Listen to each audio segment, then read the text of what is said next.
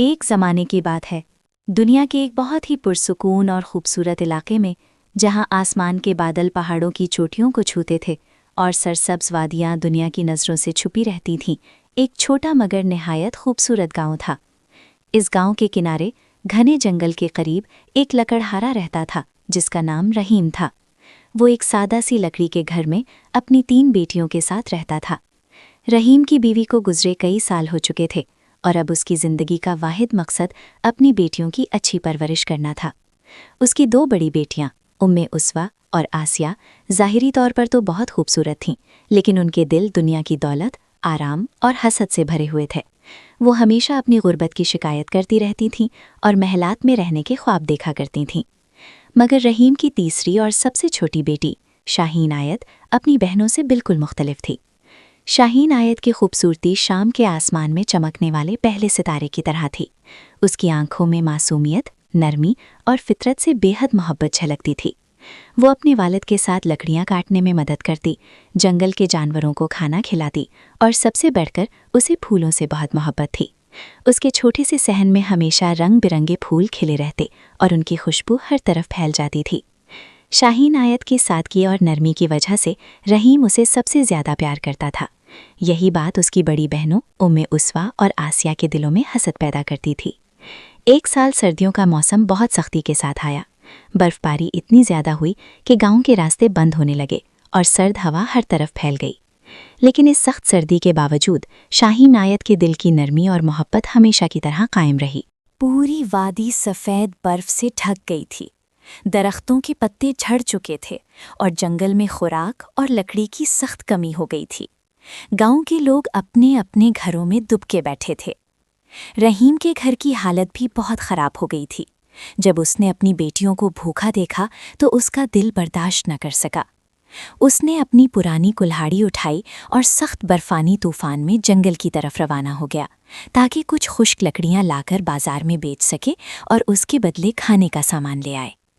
جنگل میں برف اتنی زیادہ تھی کہ رحیم کے پاؤں جمنے لگے اور سردی سے اس کے ہاتھ سن ہونے لگے۔ چلتے چلتے وہ جنگل کے ایک ایسے حصے میں پہنچ گیا جہاں وہ پہلے کبھی نہیں گیا تھا۔ یہ جنگل کا سب سے پرانا اور پراسرار حصہ تھا، جسے لوگ خاموش وادی کہتے تھے۔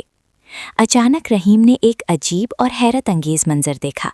برف کے بیچوں بیچ، جہاں زمین بالکل سفید اور سنسان تھی، وہاں ایک چھوٹا سا حصہ ہرا بھرا نظر آ رہا تھا، اور اسی ہریالی کے درمیان ایک بہت بڑا، چمکتا ہوا اور نہایت خوبصورت سفید گلاب کھلا ہوا تھا۔ اس گلاب کی پتیاں دودھ جیسی نرم روشنی بکھیر رہی تھیں جو آس پاس کی برف کو بھی روشن کر رہی تھیں۔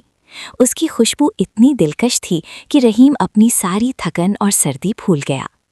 رحیم کو فوراً اپنی سب سے چھوٹی بیٹی شاہین آیت یاد آئی، جسے پھولوں سے اپنی جان سے بھی زیادہ محبت تھی۔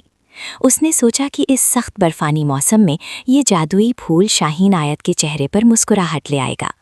یہ سوچ کر رحیم آگے بڑھا اور کانپتے ہوئے ہاتھوں سے اس چمکتے ہوئے سفید گلاب کو اس کی ٹہنی سے توڑ لیا۔ جیسے ہی اس نے پھول توڑا، وہاں ایک عجیب اور حیران کن منظر ظاہر ہو گیا۔ زمین زور سے ہلنے لگی اور رحیم برف پر گر پڑا۔ درختوں کی شاخیں ہلنے لگیں اور فضا میں ایک خوفناک دھاڑ گونج اٹھی جس نے جنگل کی خاموشی کو چیر کر رکھ دیا۔ رحیم کے سامنے برف اچانک پھٹ گئی اور اس میں سے ایک عظیم الشان، خوفناک اور سنہری بھیڑیا باہر نکل آیا۔ وہ بھیڑیا دنیا کے کسی بھی جانور سے کہیں زیادہ بڑا تھا۔ اس کی کھال خالص سونے کی طرح چمک رہی تھی اور اس کی آنکھیں سرخ آگ کی طرح جل رہی تھیں۔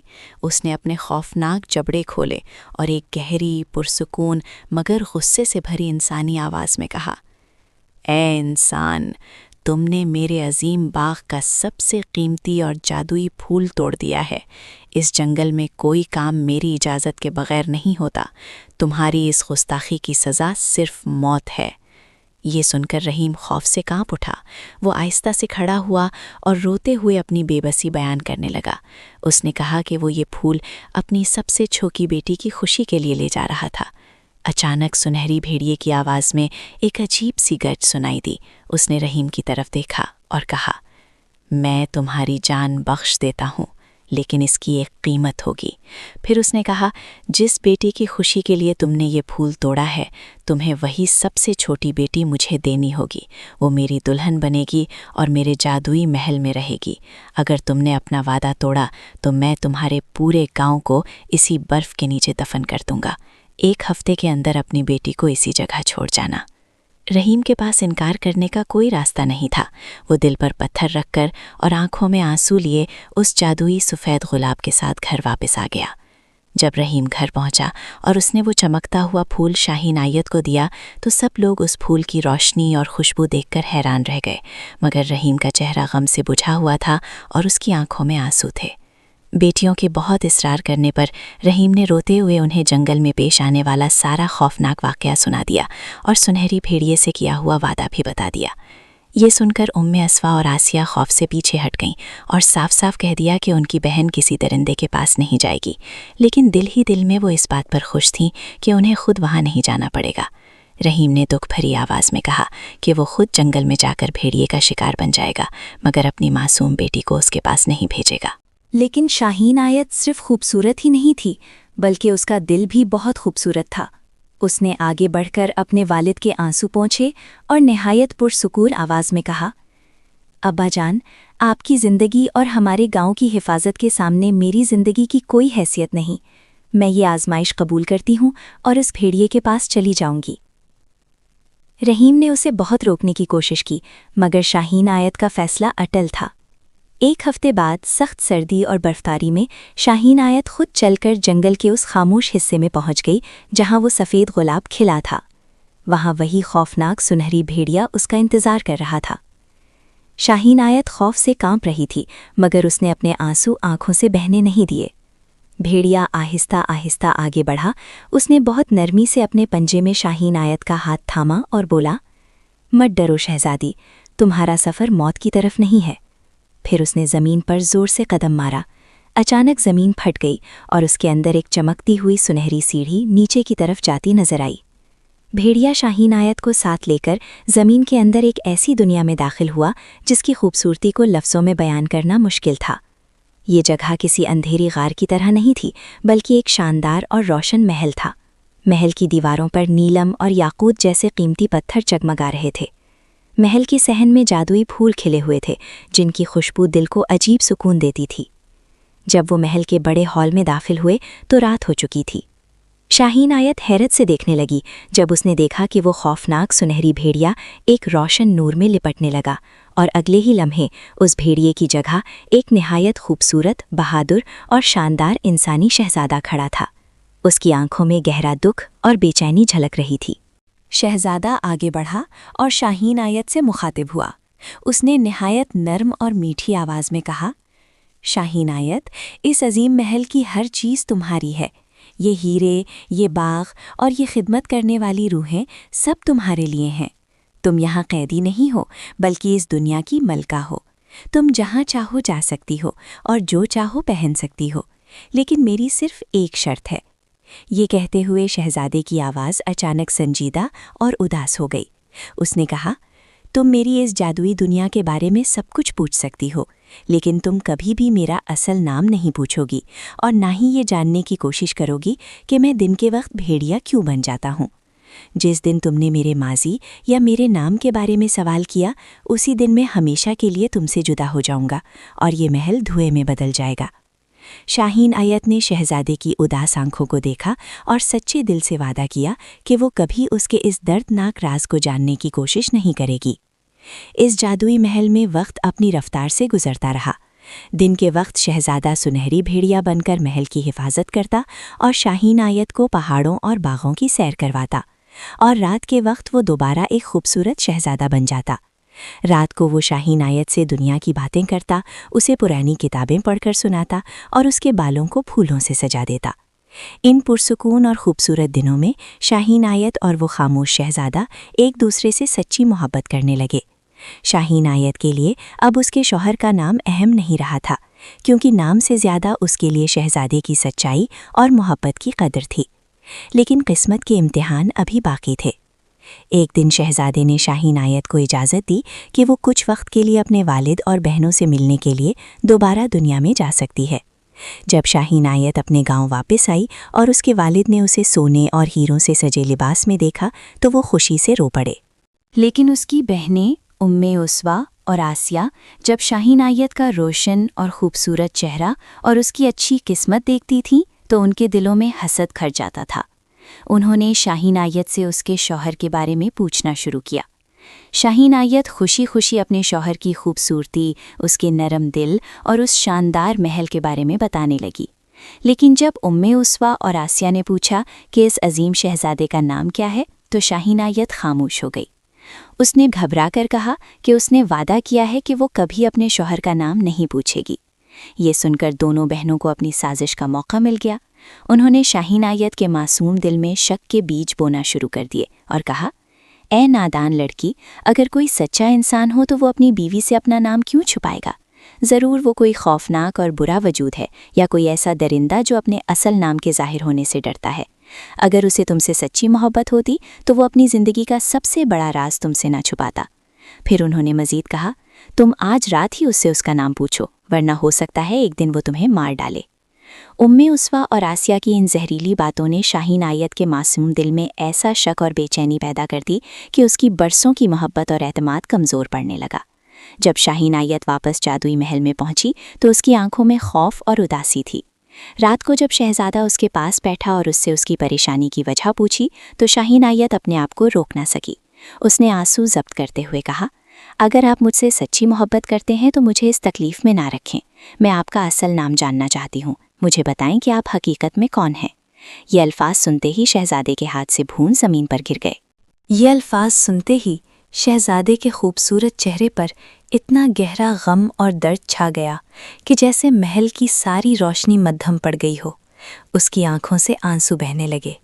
वो कांपती हुई आवाज़ में बोला, ऐ शाहीन आयत, तुमने अपना वादा तोड़ दिया। तुम अपनी धोखेबाज बहनों की बातों में आ गईं और अपने ही हाथों हमारे प्यार के इस अजीम महल को बर्बाद कर दिया। फिर उसने आहिस्ता से कहा, तुम मेरा नाम जानना चाहती हो? सुनो, मेरा असल नाम शहजादा अरसलान है। मैं इस सुनहरी दुनिया का वारिस हूँ, लेकिन मेरी जालिम सौतीली माँ, जो अंधेरी ताकतों की मलका है, उसने अपने स्याह जादू से इस दुनिया को कैद कर रखा है। वो मज़ीद बोला, इसका जादू मुझ पर उस वक्त तक असर नहीं कर सकता था जब तक मेरी मलका खुद मुझ पर शक न करती, लेकिन तुम्हारे एक सवाल ने उसके स्याह जादू को दोबारा ज़िंदा कर दिया है। अब मुझे हमेशा के लिए इसके अंधेरे किले में कैद कर दिया जाएगा और हम कभी दोबारा नहीं मिल सकेंगे।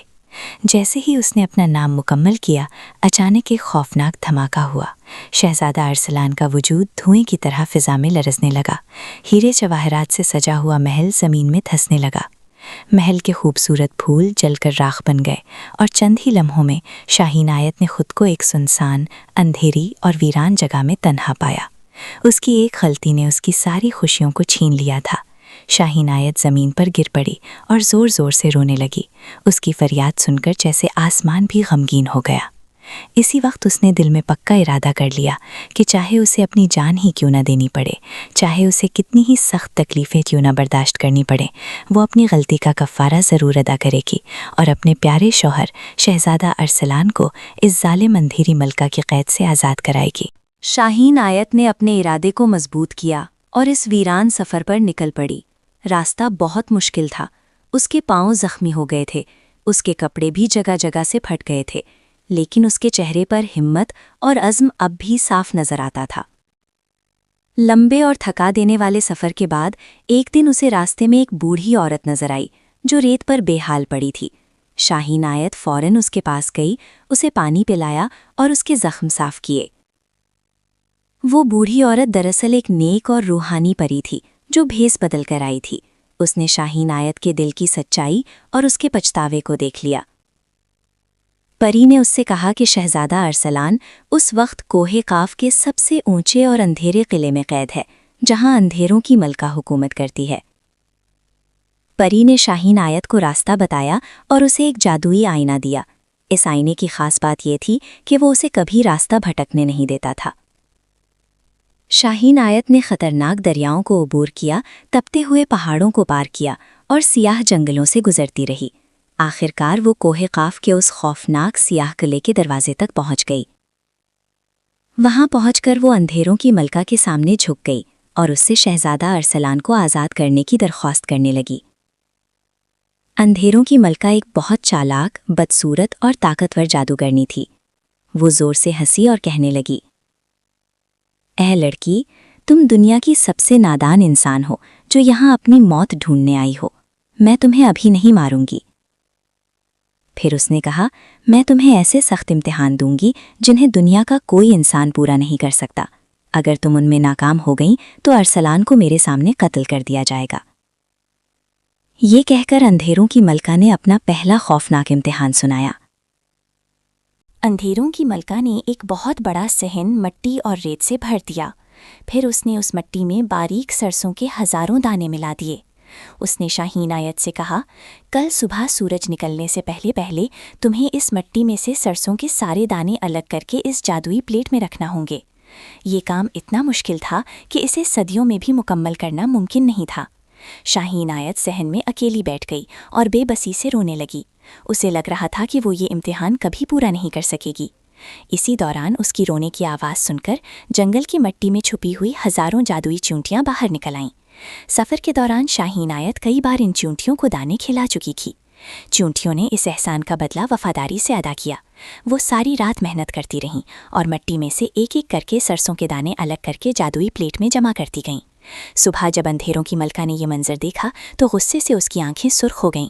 उसने फौरन दूसरा खौफनाक इम्तिहान पेश किया और कहा, मौत की वादी में कुछ अजीम भेड़िए रहते हैं जो आग की तरह दहकते हैं और उनकी खाल खालिस सोने की होती है। अंधेरों की मलका ने कहा, अगर तुम सुबह होने से पहले इन भेड़ियों की सुनहरी ऊन का एक ढेर लेकर वापस न आए तो तुम्हारी मौत यकीनी है। ये सुनकर शाहीन आयत मौत की वादी की तरफ रवाना हुई। इस वादी में खौफनाक भेड़िए रहते थे जो किसी भी वक्त अपने मुंह से आग के शोले निकाल देते थे। जब शाहीन आयत वहां पहुंची तो वो बहुत डर गई। बेबसी के आलम में वो एक दरख्त के नीचे छुप कर बैठ गई। इतने में आसमान से एक बहुत बड़ा और जादुई सफ़ेद परिंदा नीचे उतरा। यही वो परिंदा था जिसकी शाहीन आयत ने पहले कभी मदद की थी और उसके जख्मी पर पट्टी बांधी थी। परिंदे ने निहायत नरम आवाज़ में कहा, ऐ शहजादी, दिन के वक्त इन भेड़ियों के करीब भी मत जाना, वरना तुम जलकर राख हो जाओगी। तुम रात होने का इंतज़ार करो। उसने मज़ीद कहा, जब ये भेड़िए सो जाएंगे तो इनके जिस्मों से जो सुनहरी ऊन ज़मीन पर गिर जाएगी तुम उसे आहिस्ता आहिस्ता जमा कर लेना। शाहीन आयत ने इसी तरह किया। उसने रात होने का इंतज़ार किया। जब भेड़िए सो गए तो वो खामोशी से उनकी सुनहरी ऊन जमा करने लगी।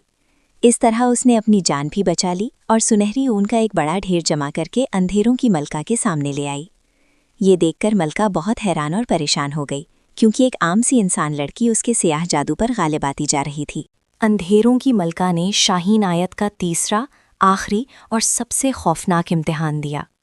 उसने शाहीन आयत को एक जादुई चिराग दिया और हुक्म दिया कि वो ज़मीन को फाड़कर दुनिया के सबसे अंधेरे हिस्से यानी ज़ेरे ज़मीन की दुनिया में जाए और वहाँ से मलका मौत का कदीम जादुई संदूक ले आए। शर्त ये थी कि रास्ते में इस संदूक को किसी भी हालत में नहीं खोलना, वरना दुनिया का खात्मा हो जाएगा। शाहीन आयत चिराग की रोशनी में ज़ेरे ज़मीन गई। वो दुनिया के सबसे अंधेरे और सुनसान हिस्सों से गुजरती रही। वहाँ साए और इंसानों की चीखें सुनाई दे रही थीं, मगर शाहीन आयत का प्यार हर खौफ से बड़ा था। उसने वहाँ मलका ज़ेरे ज़मीन के सामने अपनी सच्चाई और दुख ज़ाहिर किए। उसकी सच्चाई और आंसू देखकर मलका का दिल नर्म हो गया और उसने संदूक शाहीन आयत के हवाले कर दिया। शाहीन आयत वापस ज़मीन की सतह की तरफ जाने लगी। ये सफ़र इतना थका देने वाला और अंधेरा इतना जहरीला था कि शाहीन आयत का दिमाग थोड़ा मगलूब हो गया। इतने में अचानक उसके दिमाग में एक सरगोशी आई। इस छोटे चमकते संदूक में क्या है जो देखना तुम्हारे लिए मना है? इंसानी कमज़ोरी के असर में शाहीन आयत के कांपते हाथों ने थोड़ा सा संदूक खोल दिया। जैसे ही संदूक का ढक्कन खुला, एक क़यामत खेज़ मंजर सामने आ गया। संदूक के अंदर से इंतहाई खौफनाक काले धुएं जैसे जादुई रूहें चीखें मारने लगीं और हवा में बाहर निकलने की कोशिश करने लगीं। शाहीन आयत ज़मीन पर गिर पड़ी और रोने लगी। उसने कहा कि अब वो ये संदूक कभी भरकर मलका को नहीं दे सकेगी और उसके प्यारे शहजादा अरसलान का कत्ल हो जाएगा। उसकी रूह पछतावे और तौबा की शिद्दत से भर गई। उसी वक्त अंधेरों में एक बहुत गर्म और रोशन हवा चलने लगी। یہ ہوا دراصل اس کے محبوب شہزادہ ارسلان کی آزاد روح تھی جو لازوال حالت میں قید تھا۔ ارسلان، جو شاہین آیت کے سفر کو اپنی قید میں بھی محسوس کر رہا تھا، نے چپکے سے اپنی آخری روحانی طاقت کو جمع کیا اور ان پرواز کرنے والی شیطانی روحوں کو دوبارہ پکڑ کر اس صندوق میں قید کر دیا اور ڈھکن مضبوطی سے بند کر دیا۔ اسی اندھیری حالت میں شاہین آیت نے ارسلان کی میٹھی آواز اپنے کانوں میں سنی، میں تمہارے ساتھ ہوں میری ملکہ، آگے بڑھو۔ شاہین آیت نے اپنے آنسو پونچھے، حوصلہ جمع کیا اور صندوق لے کر ملکہ ظلمت کے سامنے پہنچی۔ تینوں ناممکن امتحان مکمل کرنے کے بعد ملکہ ظلمت پاگل ہونے کے قریب پہنچ گئی تھی۔ وہ اپنی شکست قبول کرنے کو تیار نہیں تھی۔ اس نے اپنی فریب کار اور شیطانی ذہانت استعمال کرتے ہوئے اعلان کیا، اگرچہ شاہین آیت نے سب امتحان مکمل کر لیے ہیں، مگر ارسلان کی شادی آج رات ایک بہت بدصورت، خون خوار اور خوفناک جادوگرنی شہزادی سے ہوگی جو زیر زمین کی دنیا کی ہے۔ اور سب سے زیادہ ظالمانہ بات یہ تھی کہ ملکہ نے شاہین آیت کو حکم دیا کہ وہ اس شادی کی تقریب میں حاضر ہو، قبرستان کے عظیم ہال میں کھڑی رہے اور دونوں ہاتھوں میں 2 بہت بڑے اور جادوئی جلتے ہوئے مشعلیں تھامیں۔ لیکن شاہین آیت وفاداری کی عظیم مثال بن گئی اور ایک قطرہ آنسو بھی نہیں بہنے دیا۔ وہ اپنی موت کو قبول کر سکتی تھی، مگر وہ وہاں اس لیے رکی تاکہ ارسلان کی شادی کو روکے۔ شہزادہ ارسلان، جو زنجیروں میں جکڑا ہوا اور موت کے قریب تھا، جب اس نے اپنی معصوم شاہین آیت کو اس آگ میں جلتے ہوئے دیکھا تو اس کی رگوں میں آسمانی جادو اور غصہ بھر گیا۔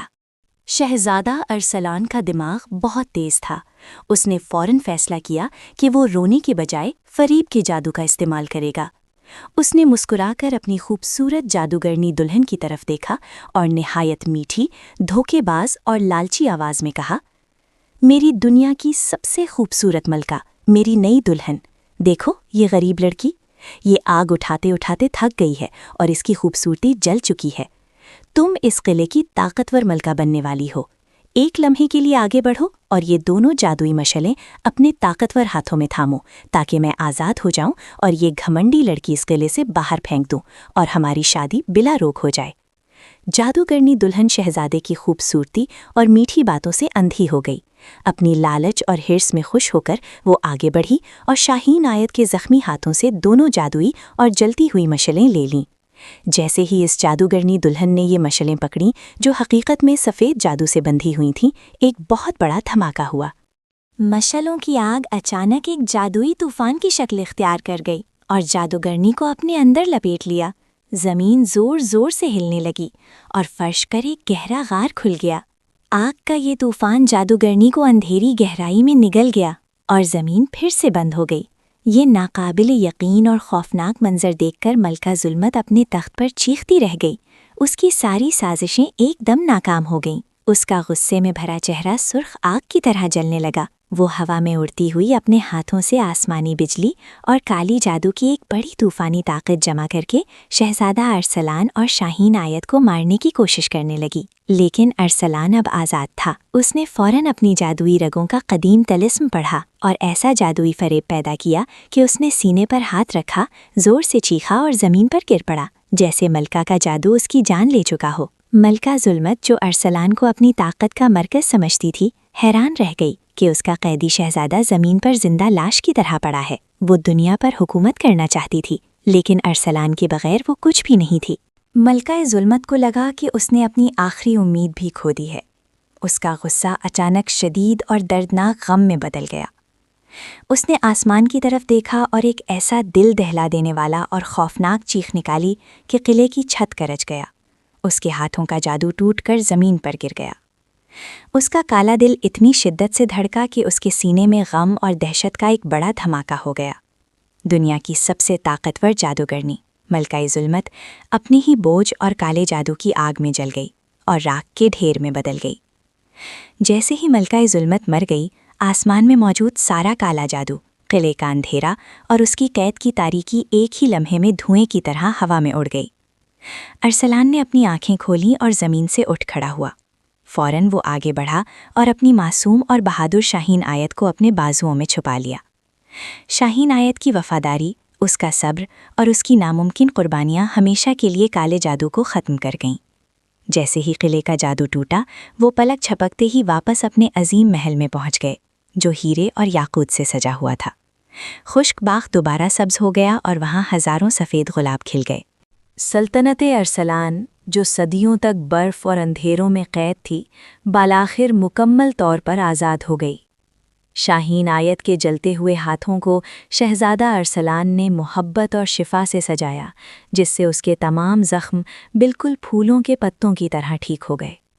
ان کی سچی محبت اور وفاداری نے آخرکار ہر تاریکی کو روشن کر دیا، اور دونوں اس عظیم محل میں ہمیشہ کے لیے خوشیوں اور مسرتوں کی سمہی زندگی گزارنے لگے۔ ان کی کہانی صدیوں تک پھولوں اور ہوا کے جھونکوں میں زندہ رہی۔